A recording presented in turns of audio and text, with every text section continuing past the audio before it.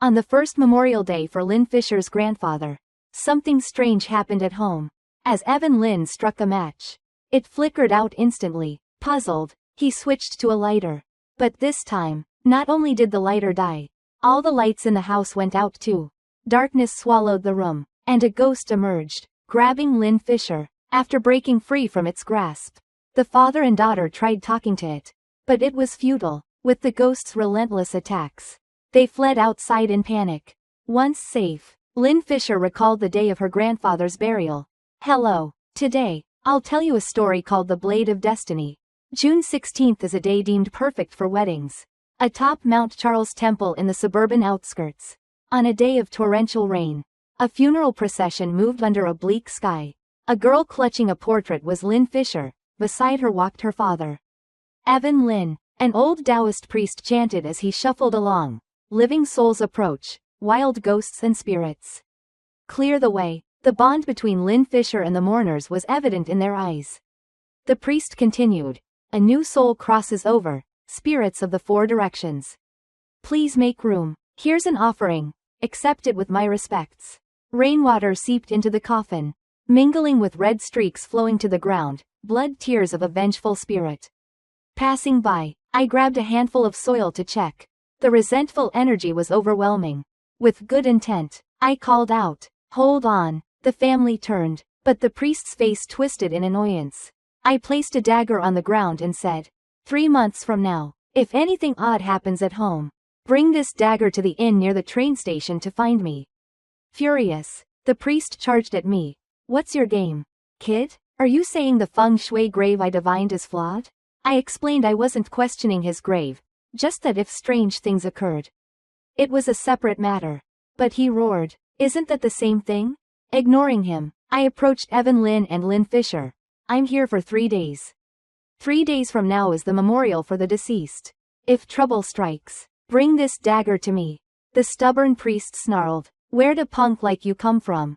Tarnishing my name?" Done arguing, I turned away, adding, "Remember, only bringing the dagger counts as keeping your word. It's proof I've been paid.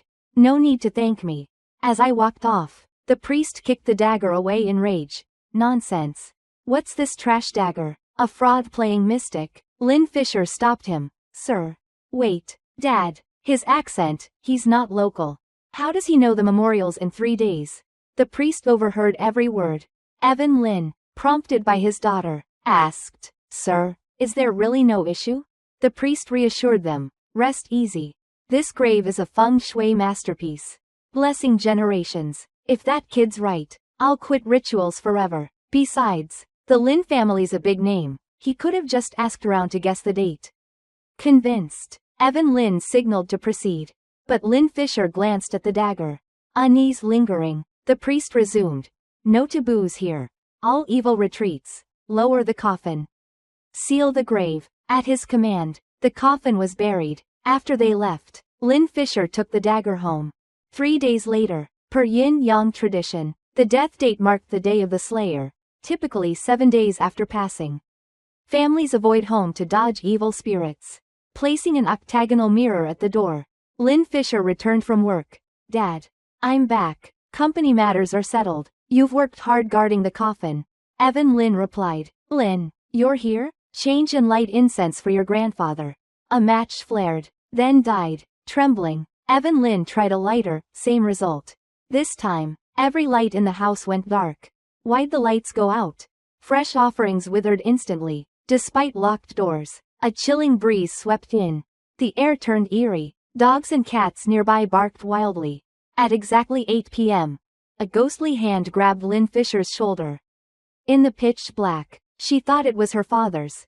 Turning, she saw a shadowy figure with a ghastly green aura and screamed, "Dad, save me." Hearing his daughter's voice, Evan Lynn turned, straining to see in the dark.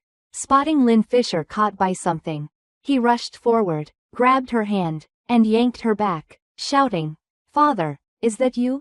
I'm your son. What are you doing?" Lynn Fisher, trembling behind him, cried out, "Grandfather? It's me, Lynn." But the ghostly hand kept reaching for her in the terror-filled gloom.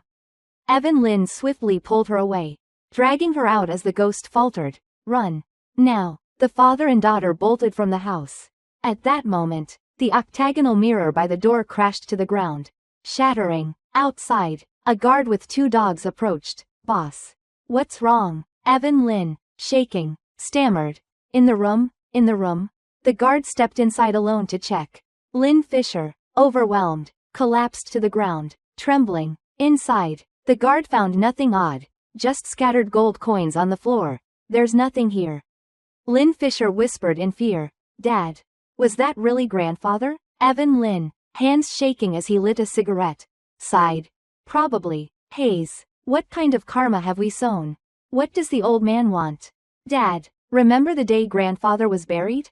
That young man? Lynn Fisher asked. Evan Lynn nodded. The one who left a dagger. We threw it away, though, she added. I picked it up. The person we need to find is at the Celestial International Hotel.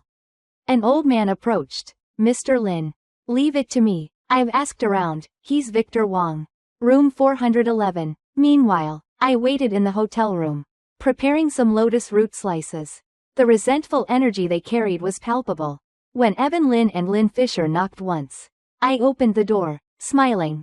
Give me the dagger. Lynn Fisher hurriedly handed it over. Yes. Yes. Everything's ready. Taking it, I asked her to turn around. Though hesitant, she complied. As she did, I pulled down her shirt. Startled, she screamed. Ah, what are you doing? Evan Lin, alarmed, said, Sir, what's this? As I'd suspected, a vengeful spirit had followed them home. I warned, if you don't find me by noon tomorrow, that thing will haunt you daily. No chasing it off. Lynn Fisher, anxious, asked, So the grave really has a problem? To clarify, I said, the grave's fine, good feng shui. The issue isn't the tomb. But your old man, were his remains intact when buried? They lowered their heads sadly. Yes.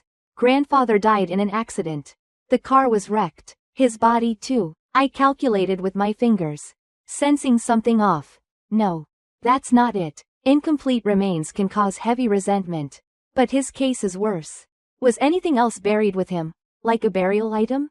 Evan Lin hesitated, but Lynn Fisher, trusting me, urged. Dad, tell him. He confessed. An antique jar. I don't know where Dad got it. He loved it, so when he died, I buried it with him. Fearing he'd miss it, I frowned. That jar's likely the problem. Let's go check your father's treasure. I grabbed the lotus root slices I'd cut. Evan Lin, shocked, said, Now? I replied sternly, with a threat. If you're not afraid of that grudge haunting you forever. Tomorrow works too. With that, I grabbed my things and walked off. The Lins scrambled after me. Sir. Wait for us, I added, quick. Find some young men with strong young energy.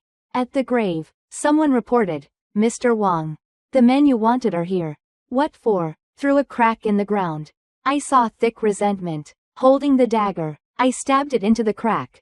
Dig up the grave. No one touches where this dagger is.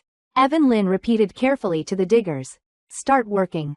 But be cautious. Mr. Wong said not to touch the dagger spot. While they dug, I prepared the lotus root. Lynn Fisher, curious, asked, What's the lotus root for? I explained, to mend your grandfather's spirit. Still confused, she tilted her head, then asked the grave, Grandfather, don't you recognize me? I said, Humans and ghosts are worlds apart. 3 or 4 young men dug eagerly, muttering, Digging a grave at midnight, is this okay? It's the Lin families, after all. One shouted, We've hit it. We've hit it. Evan Lin ordered firmly. Open the coffin.